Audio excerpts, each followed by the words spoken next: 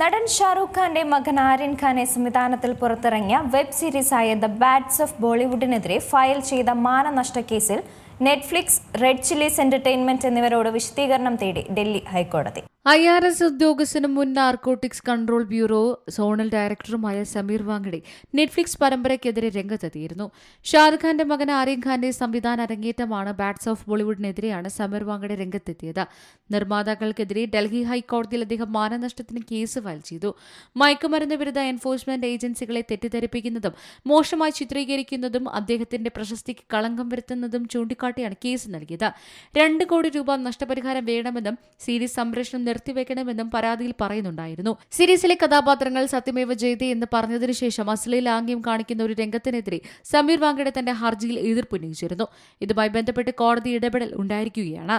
Netflix, red chillies entertainments എന്നിവരോട് വിശദീകരണം തേടി ഡൽഹി ഹൈക്കോടതി രംഗത്തെത്തി. ഇടക്കാല ഇഞ്ചക്ഷൻ അപേക്ഷയിൽ 7 ദിവസത്തിനുള്ളിൽ മറുപടി നൽകാൻ ഹൈക്കോടതി പ്രതികളോട് ആവശ്യപ്പെട്ടു. ആര്യൻ ഖാൻ സംവിധാനം ചെയ്ത പരമ്പര നെറ്റ്ഫ്ലിക്സിലൂടെയാണ് സെപ്റ്റംബർ 18 പുറത്തിറങ്ങിയത്. 2021 മയക്കുമരുന്ന് കേസിൽ ആര്യൻ ഖാനെ അറസ്റ്റ് ചെയ്തതിലൂടെ സമീർ വാങ്കഡെ പ്രശസ്തനാണ്. 2022 നാർക്കോട്ടിക്സ് കൺട്രോൾ ബ്യൂറോ ആര്യൻ ഖാനെ കുറ്റവിമുക്തനാക്കിയിരുന്നു. നാർക്കോട്ടിക്സ് കൺട്രോൾ ബ്യൂറോയിൽ നിന്ന് 2023 വാങ്കഡെ മാറ്റിയിരുന്നു. ഇയാൾ CBIയുടെ അഴിമതി കേസിലും പ്രതിയാണ്. National desk, Malayalam news.